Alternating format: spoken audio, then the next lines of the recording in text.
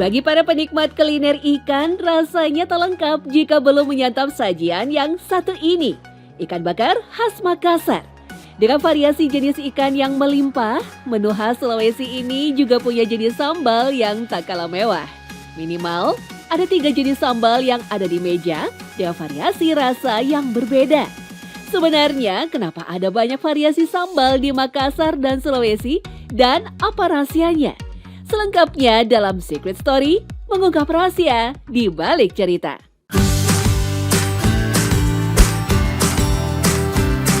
Ya, jika Anda berkunjung di Rumah Makan Makassar, selain aroma daging ikan segar yang terbakar, niscaya Anda juga tak bisa melupakan sensasi pedas yang ditawarkan.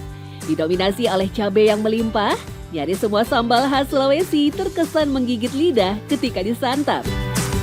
Menurut Lina, pemilik tempat makan khas Makassar di Pasar Muara Angke, pedas adalah hal wajib dari kuliner ikan bakar Makassar. Kalau ciri khas Makassar itu dia terkenalnya sambelnya pedas. Terus jadi kan menggugah selera Kak, daripada sambal daerah lain kan kayaknya kalau kurang pedas kurang ini ya. Salah satu sambal Makassar yang sangat menonjol ialah sambal mangga. Percampuran unik antara cabai dan irisan mangga memberikan ragam cita rasa yang berpadu sempurna. Dari pedas sampai asam segar khas buah mangga muda. Jika ingin menambah rasa gurih, terkadang sambal mangga juga dilengkapi dengan terasi ataupun teri.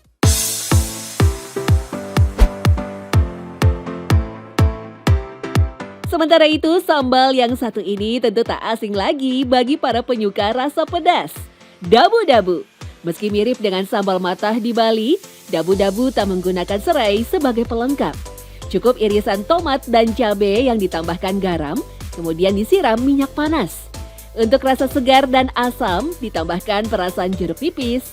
Pedasnya dijamin nendang. Jika dirunut, dabu-dabu sendiri berasal dari Manado yang sangat akrab dengan cita rasa pedas. Dabu-dabu secara harfiah bisa diartikan sebagai sambal. Tetapi jika Anda ingin sensasi yang lebih adem, ada sambal colo-colo. Mirip dengan dabu-dabu, sambal khas Ambon ini berbahan dasar tomat dan cabai. Biasanya bawang merah juga ditambahkan sebagai penyedap aroma. Meski awalnya hadir tanpa kecap, pengaruh percampuran budaya Jawa dan Sulawesi membuat colo-colo biasanya ditambah kecap untuk penyeimbang pedasnya cabai. Sambelnya yang 3 macam ini Kak, dia sambal mangga, sambal terasi, sama sambal dabu-dabu itu Kak. Jika dilihat dari bahannya, ada perbedaan yang mencolok dari sambal di Pulau Jawa dengan sambal Makassar dan Sulawesi pada umumnya. Nyaris tidak ada gula yang ditambahkan pada racikan sambal tersebut. Hal inilah yang menyebabkan sambal tersebut langsung terasa pedas jika dikecap oleh lidah. Jadi kan Makassar itu orangnya memang suka dengan pedas. Sehingga karakter sambal di Makassar itu hampir 90% rasanya pedas dan gurih dan asin. Nah, sambal yang lain itu kan memungkinkan tidak hanya faktor pedas yang dominan.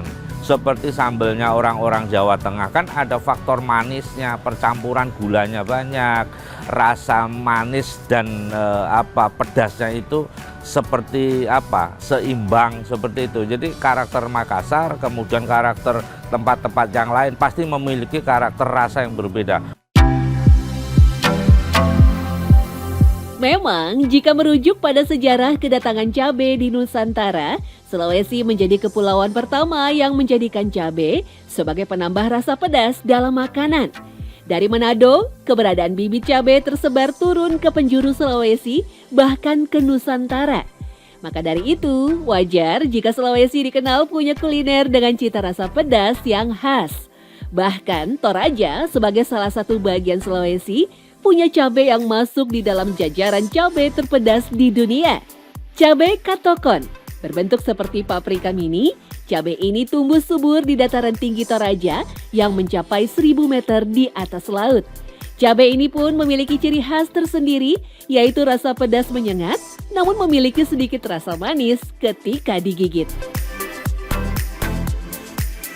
Cabai katokon itu kelipatan pedasnya itu lebih dari 10 kali lipat cabai rawit pada umumnya. Jadi khas sambal Makassar yang dibawa oleh orang-orang yang pergi ke Makassar, itu sambal katokon itu yang menjadi andalan mereka.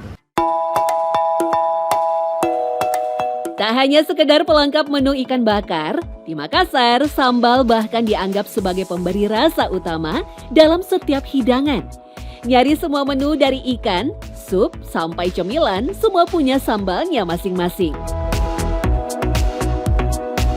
Itu kan kebiasaan dari orang-orang Makassar. Kalau dia masaknya misalnya pisang goreng, sambalnya kan juga beda.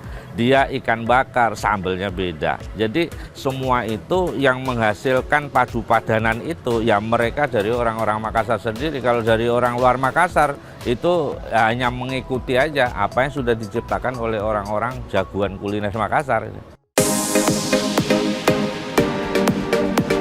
Tak hanya ciri khas dari sambalnya, ikan bakar Makassar dan Sulawesi pada umumnya punya perbedaan tersendiri dalam cara memasaknya.